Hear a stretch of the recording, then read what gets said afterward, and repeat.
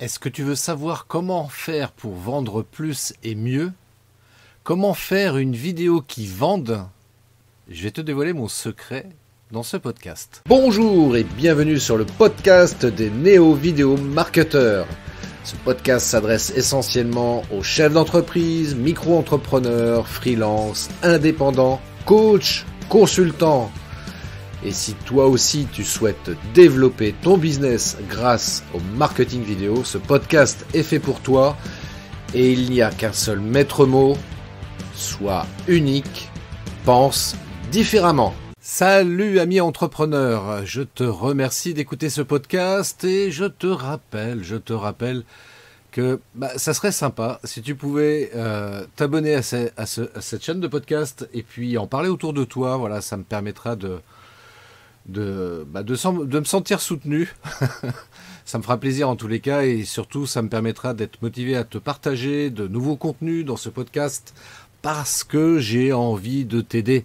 Voilà, j'ai envie de te permettre de développer ton activité, en tout cas de la pérenniser et de la sécuriser grâce à cet outil magique qu'est la vidéo, mais pas que.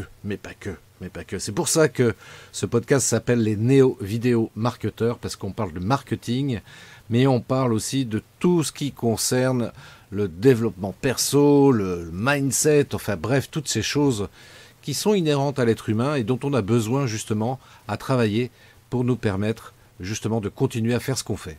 Alors, venons quand même dans le vif du sujet de cette introduction que j'ai faite là dans ce podcast-là, à savoir quel est mon secret, quel est le secret ultime pour faire des vidéos qui vendent. Et même, je dirais que c'est un secret que tu peux utiliser dans toutes tes actions de vente que tu peux réaliser en présentiel, sur le web, et puis bien sûr, encore une fois, en vidéo. Voilà. Alors, comment faire? Eh bien, je te dirais, c'est très simple en fait. C'est très simple. Il y a juste un truc que tu dois faire.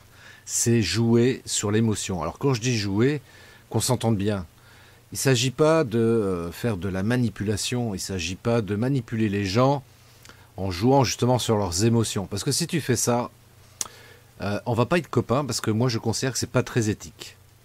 Mais si tu veux convaincre quelqu'un, comme tu peux le faire dans la vie de tous les jours d'ailleurs, eh bien si tu mets pas d'émotion, c'est sûr que la personne va avoir du mal à être convaincue d'acheter ton produit ou ton service. Alors que ce soit encore une fois en vidéo, qui je le rappelle est quand même est un puissant levier marketing. Tiens, je vais te raconter une anecdote. J'ai vu une vidéo de quelqu'un que je ne nommerai pas parce que j'apprécie pas du tout le contenu de cette vidéo. Mais ce que j'ai trouvé intéressant dans sa vidéo, c'est que ce monsieur, eh bien, joue sur l'émotion. Il joue sur l'émotion et notamment l'émotion de la peur. Où il te dit, ne faites pas ça, vous aurez des problèmes, je vous conseille pas de le faire, attention c'est grave, blablabla, enfin bref.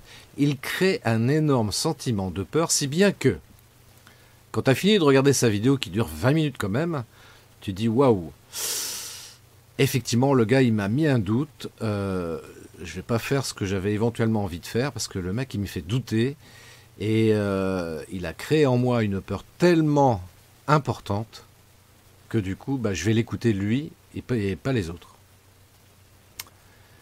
Et pour ceux que ça intéresse, je vous invite à prendre contact avec moi en privé.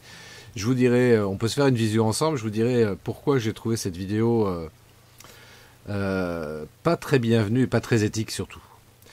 Parce qu'il joue sur l'émotion de la peur uniquement pour pouvoir vendre ses produits. Donc là on est carrément dans de la manipulation telle que je l'entends. Il y a un livre d'ailleurs que je t'invite d'ailleurs à parcourir, à lire, qui s'appelle Influence et manipulation de Robert Cialdini ou Cialdini, qui explique la différence entre influence et manipulation. Et c'est vrai que la différence est très très infime. Néanmoins, moi ce qui me permet de créer une différence entre ces deux termes-là, en vrai c'est l'intention en fait. L'intention qu'il y a derrière ce que l'on fait. Quelle est notre intention? Est-ce qu'elle est éthique ou est-ce que c'est une intention dont l'objectif est simplement de vendre ses produits et on se moque de savoir si ça répond à un besoin en face?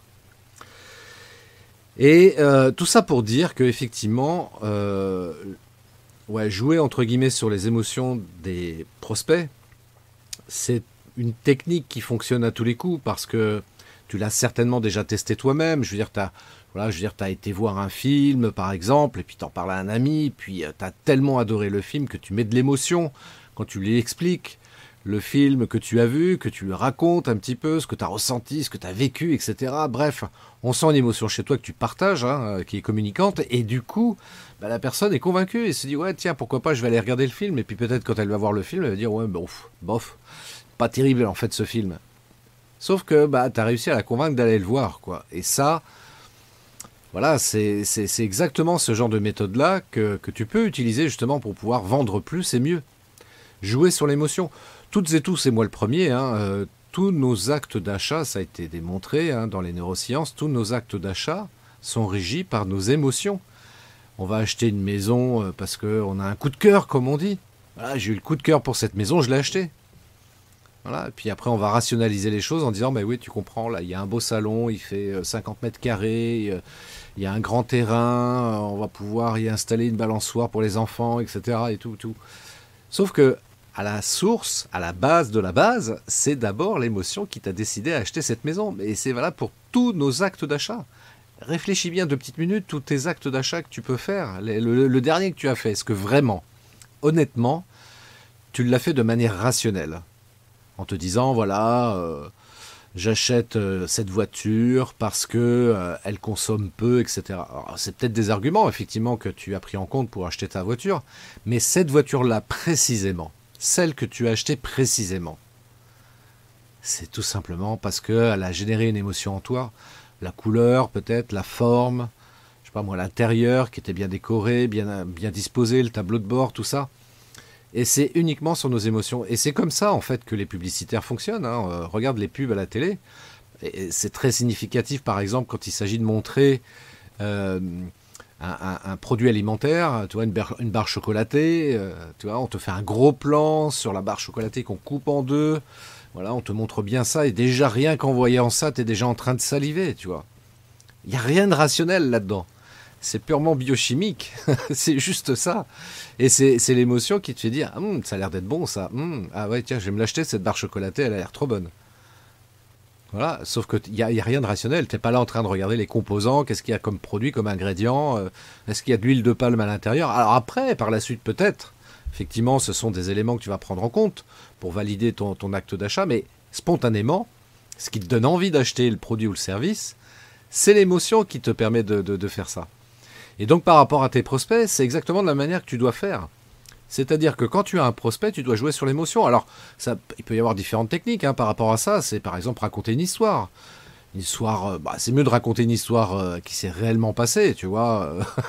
Pas de raconter une histoire fictive. Quoique ça peut être éventuellement être utile si vraiment on n'a pas de matière pour illustrer nos propos à travers une histoire. Mais quand tu racontes une histoire...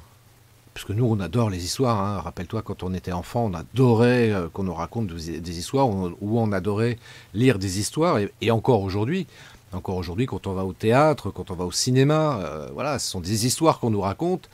Et selon l'émotion qui est provoquée par la pièce de théâtre ou le film qu'on regarde, on va adorer ou pas. Mais en tous les cas, il y aura une émotion. Ça, c'est clair. Et dans la publicité encore plus.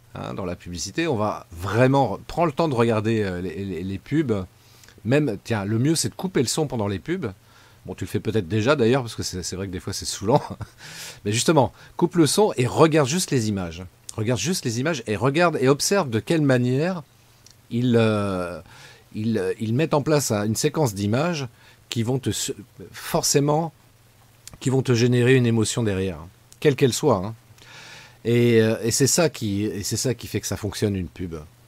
Et dans nos actes de vente, on doit procéder exactement de la même manière. Et dans nos vidéos en particulier, pour revenir sur le sujet, dans nos vidéos, c'est pareil, il s'agit de provoquer une émotion. Alors, il ne faut pas non plus tomber dans le piège de dire « Ok, je vais provoquer une émotion pour faire le buzz, etc. »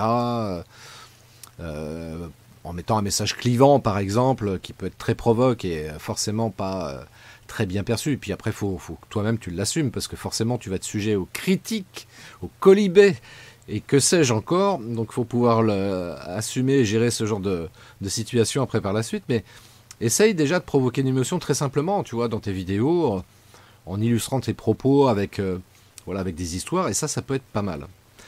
Comme je l'ai fait tout à l'heure, tu vois, te racontant l'histoire du gars qui a fait cette vidéo de 20 minutes sur laquelle il communique en activant cette émotion de peur, si bien que naturellement, eh bien, t'es amené du coup à vouloir acheter son produit. Bon, c'est pas très éthique, mais c'est une manière de faire qui fonctionne. Et on le voit dans la vie de tous les jours. Hein. On ne va pas rentrer dans le détail, mais voilà. Donc faisons les choses avec éthique. Et encore une fois, si tu souhaites vendre plus et mieux, voilà, joue sur l'émotion. C'est pas les caractéristiques produits, c'est pas forcément les bénéfices que les gens vont pouvoir obtenir qui fait que la vente va pouvoir se faire. C'est d'abord quand tu parles d'émotion. Quand tu agis sur l'émotion des gens, c'est ça qui va capter l'intérêt des personnes pour ton produit ou pour ton service.